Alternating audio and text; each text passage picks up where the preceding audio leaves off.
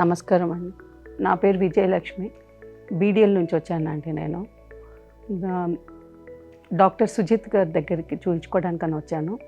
Sir చాలా బాగా response ఇచ్చారు. టెస్టులు చేసి థైరాయిడ్ ప్రాబ్లం ఉంది, అందుకే ఈ పెయిన్స్ అన్నీ ఉన్నాయని చెప్పి ట్రీట్మెంట్ చేయించారండి.